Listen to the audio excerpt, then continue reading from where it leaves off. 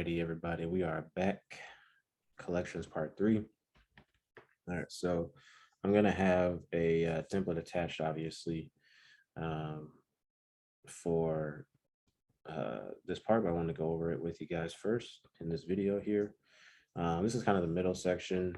I've obviously I keep tweaking all of my templates, like I said earlier. Like, there's no real template that'll solve all your issues. So even though you can keep this part in the middle, you still want to make sure you add your own pieces to it, add your own revisions, change the font size, change the color, put it in on the left, assign to the left, or make it assign to the right. Like, it doesn't matter, just change it up.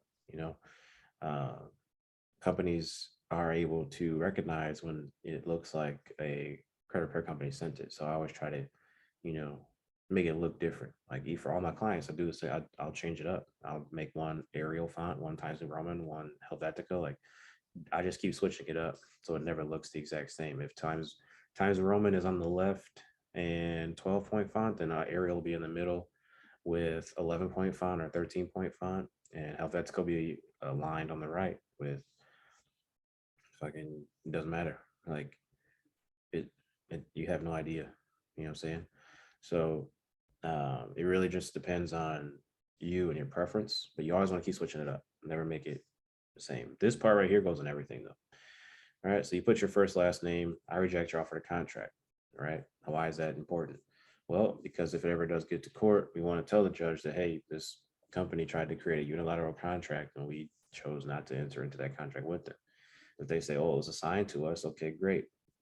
I have a right to face my accuser, and I don't remember signing a novation for this account to be assigned to you. So can you produce that document for the court, please?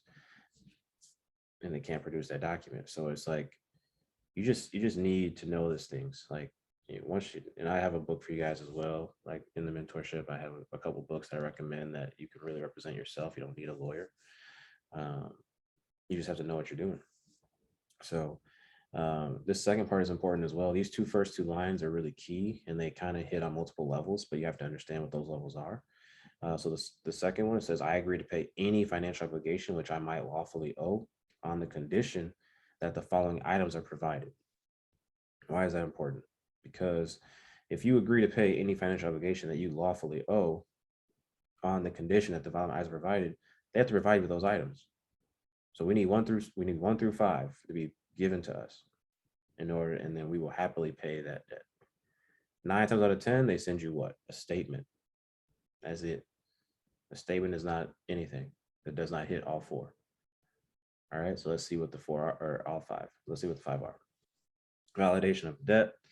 That is the actual accounting whereby your company has incurred a loss on the alleged debt. Show me the loss. If you purchased something, or if it was assigned to you, either way, there is no loss. You didn't lose money. If it was assigned to you, that means that they just gave it to you. And if you purchased it, that was your decision and that was your transaction. And I guarantee you paid pennies on the dollar. So please produce that transaction. I'm entitled to all documentation as it pertains to my accounts with my name on it. Thank you. Wham, bam, thank you, ma'am. Number 2, proof of the existence of an account or contract in the actual flesh and blood name, whatever your name is, right? Duly signed and witnessed by both parties, not a unilateral agreement, and upon which signed page there's a reference to the entire agreement. Is that in a statement that they send you? No, not in a statement. Number 3, verification of the claim against me. That is a signed invoice. If you ever notice, they never send you an invoice. They send you a statement. You have to know the difference. All right? They send you a statement. They also send you a billing error, but we're not getting into that. They send you a positive balance. How are you gonna pay a positive balance? They send you a negative balance if you owe them money. But it's a different conversation. A copy of the contract binding both parties, your company and myself, in a letter by certified mail so that there is an independent witness to having it be delivered. They never send you anything certified mail. Never. They got so lazy now, sometimes they just send you an email. Proof of claim that there's any lawful money in circulation backed by anything of value. Well, that's not possible because, as you guys know, we went bankrupt a long time ago when gold was, or when the dollar was taken off the gold standard. So they can't produce 1 through 5. We never owe the debt. called a conditional acceptance letter. And a conditional acceptance letter means that the company cannot take the client to court because the client has already agreed to pay should you produce the requested documentation. Produce the requested documentation, client will pay. Client doesn't have to pay should you not produce it. All right. And look, you at the bottom, as I told you guys before, this is not an attempt to validate or verify the alleged account in question. I've never entered into a contract with your company, nor did I ever give express written permission for your company to misuse my information in the manner that it has. If your company made the decision to enter into a contract with another company, that was your company's decision. I have no relation to that newly created contract directly, indirectly, or by any means of tacit consent. Okay. This is, I mean, this part right here could be the entire letter alone. It could be. Might have a little bit more stuff in it, but you could just send this off this way and be done with it. Simple, simple, simple. Right. So what we do next, right? Obviously, not everything is perfect. Sometimes you won't get that collection company removed at the first round. If no removal after the first round, send a list of federal violations the company is committing in round 2. Right. I didn't send any like in the previous one. There's none in here, but you know that I know them because I put them in our first cease and desist letter. All right. This is where you're studying a 15 USC 1681 and 15 USC 1692 will be beneficial.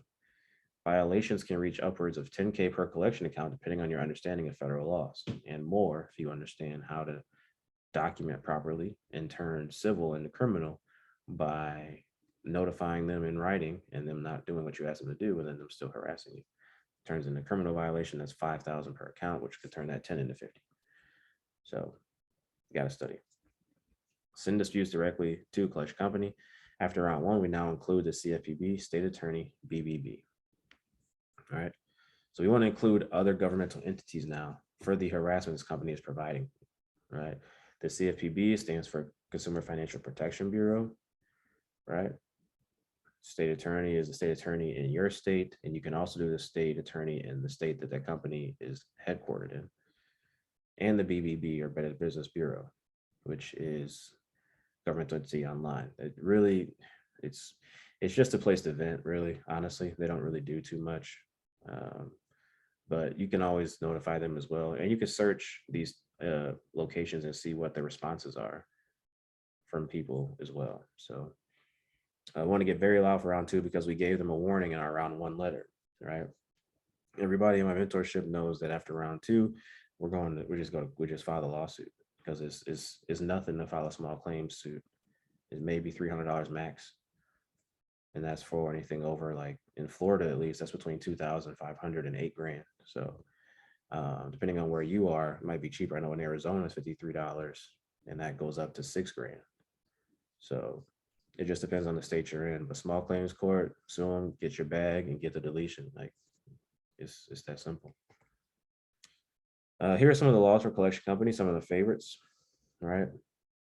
And I'll let you guys, look these up. I'm not going to pull them up right now. But 15 USC 1692A, 15 USC 1692B, 15 USC 1692D, it's harassment. 15 USC 1692E, that's false and misleading. 15 USC 1692G, 15 USC 1692I, 15 USC 1692K. So look these up, study them, get familiar with them.